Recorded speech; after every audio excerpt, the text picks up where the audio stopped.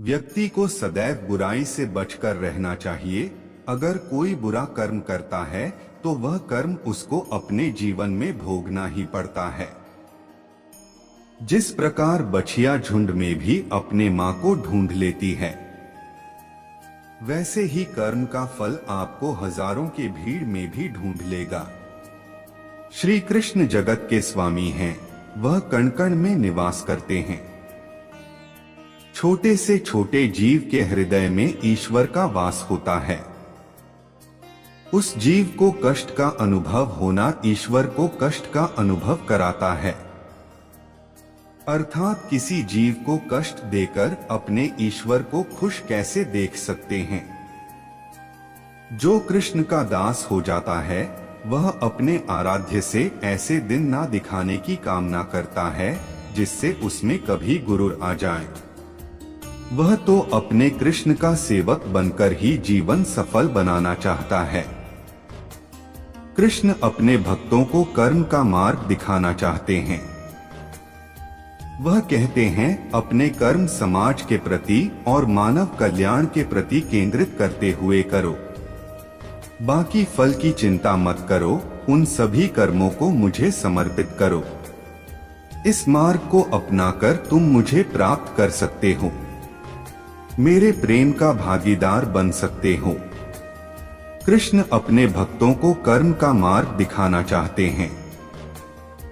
वह कहते हैं, अपने कर्म समाज के प्रति और मानव कल्याण के प्रति केंद्रित करते हुए करो। बाकी फल की चिंता मत करो, उन सभी कर्मों को मुझे समर्पित करो। इस मार्ग को अपनाकर तुम मुझे प्राप्त कर सकते हो, मेरे प्रेम का भागीदार बन सकते हो। जो दुष्ट लोग होते हैं वह कठोरता से ही मानते हैं, उनको समझाने के लिए कठोर व्यवहार करना आवश्यक है। अगर समझाने मात्र से दुष्ट समझ जाते तो बांसुरी बजाने वाला कभी महाभारत नहीं होने देता। मनुष्य का मन सदैव से चंचल रहा है। इस मन की चंचलता ने मनुष्य को पथभ्रष्ट तथा मार्ग से विचलित करने में कोई कसर नहीं छोड़ी। जो व्यक्ति अपने मन को नियंत्रण में नहीं रखता वह धीरे धीरे स्वयं का शत्रु बन जाता है। जो व्यक्ति सदैव हंसता खेलता मुस्कुराता रहता हो, अगर वह अपने स्वभाव से भिन्न हो जाए अर्थात चुप गुमसुम उदास रहने लगे, तो समझना उसके हृदय में एक पीड़ा है। उस पीड़ा ने उसे कमजोर बना दिया है। जिस व्यक्ति के पास संपूर्ण धन दौलत ऐश्वर्य वैभव सब है मगर संतुष्टि नहीं है, उस धन दौलत का कोई अर्थ नहीं। वह सदैव असंतुष्ट की स्थिति में ही रहता है। जिसके पास संतुष्टि है वह थोड़े में भी संतुष्ट रहता है।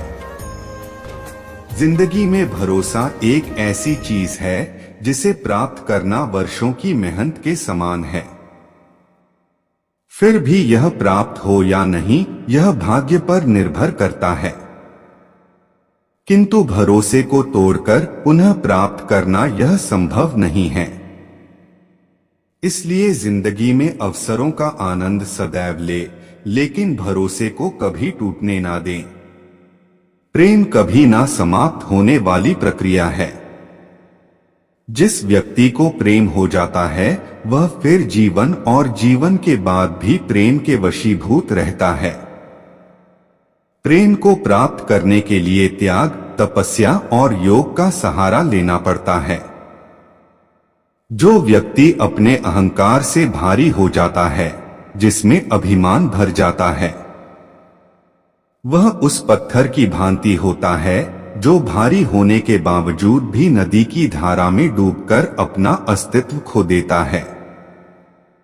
अगर किसी लक्ष्य, खुशी या सफलता की प्राप्ति में लंबा समय लग रहा है, प्रतीक्षा की अवधि अधिक है, तो हो सकता है आपकी अपेक्षा से ज्यादा आपको मिलने वाला है।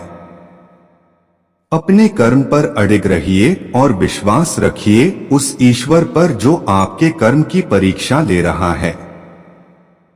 जो लोग जीवन को भूत और अतीत के भरोसे छोड़ देते हैं, उन्हें श्री कृष्ण सावधान करते हैं। जीवन का अर्थ ना भूत है ना भविष्य। जीवन केवल और केवल वर्तमान है। इसलिए वर्तमान में अपने जीवन को आनंद पूर्वक जिए। निस्वार्थ कर्म को अपने जीवन में अपनाएं।